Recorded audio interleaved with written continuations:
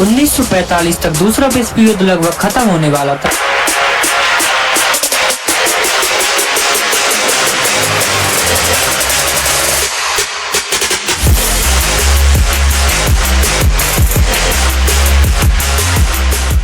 लेकिन Pacific region में Japan और अमेरिका की लड़ाई अभी भी जारी थी।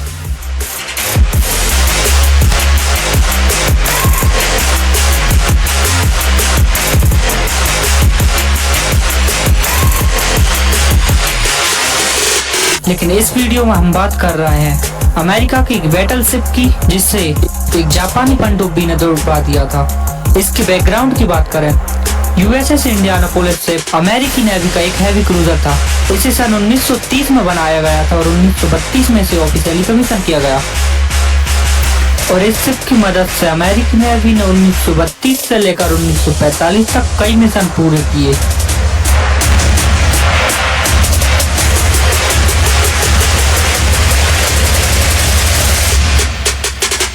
एक युद्ध के दौरान एक जापानी कामिकाज़े एयरक्राफ्ट शिप से क्रैश कर जाता है, जिससे ये शिप डैमेज हो जाता है।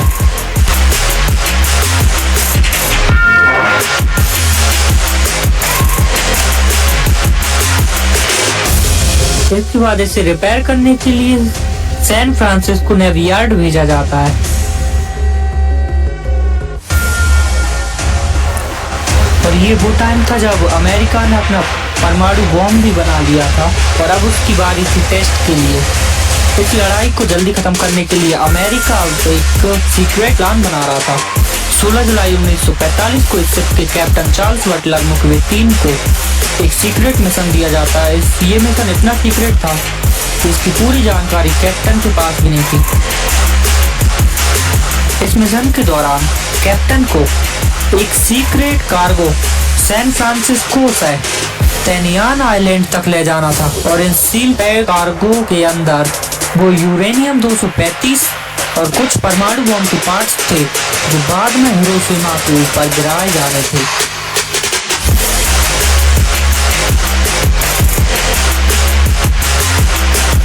सोलह जुलाई को शिप टेनियान आइलैंड के लिए रवाना होता है।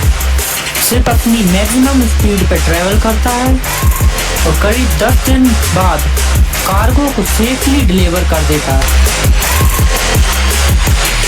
इसके बाद इस शिप ने टेनियान आइलैंड से ग्वाम तक की दूरी तय की। अपना मिशन पूरा करने के बाद 28 जुलाई को ये शिप ग्वाम से लेटे जाने के लिए रवाना होता है। 30 जुलाई 1945। लेकिन अब जो इस शिप के साथ होने वाला था उसके बारे में इस शिप में मौजूद लोगों ने सोचा भी नहीं होगा। और रात के तकरीबन 8 बज रहे थे और कैप्टन ने इस वक्त जिगजैग पैटर्न का इस्तेमाल करना भी लगभग बंद कर दिया था और ये शिप सीधा अपनी मंजिल की तरफ बढ़ता जा रहा था। अब तक सब कुछ नॉर्मल चल रहा था। शिप में माहौल मौज मस्ती का था।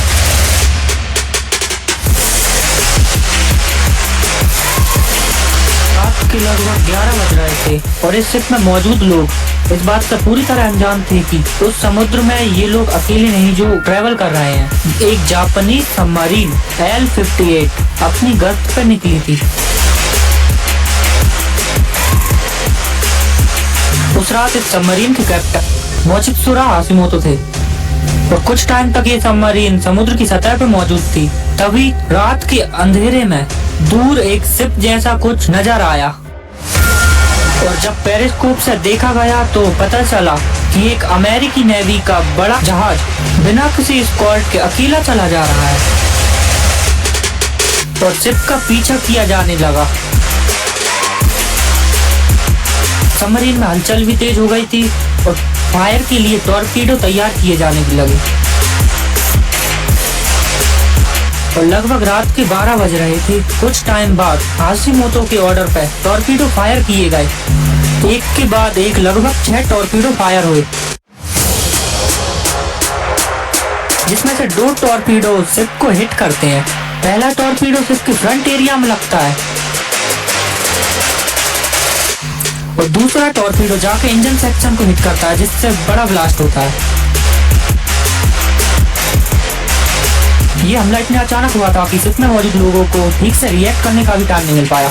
उस रात इस जहाज में लगभग 1197 लोग मौजूद थे। 300 से ज्यादा लोग इस हमले में मारे गए शिप के साथ। करीब 900 लोग उस रात पानी में उतरे थे और इतना बड़ा शिप सिर्फ 12 मिनट में पूरी तरह समुद्र में डूब गया।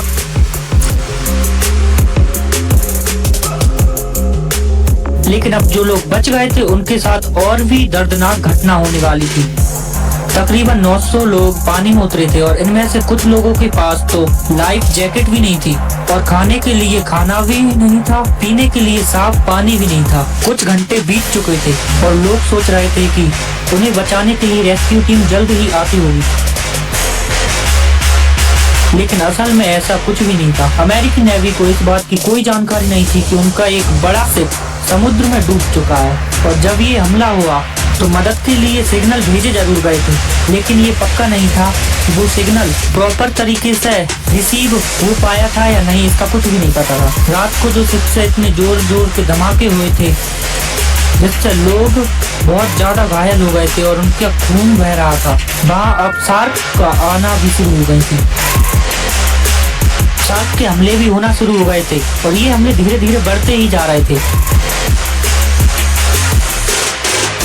और जैसे जैसे समय बीतता गया लोगों की हालत खराब होती गई, लेकिन लोगों की प्यास इतनी ज्यादा बढ़ती जा रही थी। कुछ लोगों ने तो समुद्र का पानी भी पी लिया था। लगभग 3 दिन बीत चुके थे और भूख प्यास जो शार्क के हमले हो रहे थे उनसे लोगों की बहुत ज्यादा मौत हुई। लगभग 900 में से आधे से ज्यादा लोग अब तक मर चुके थे।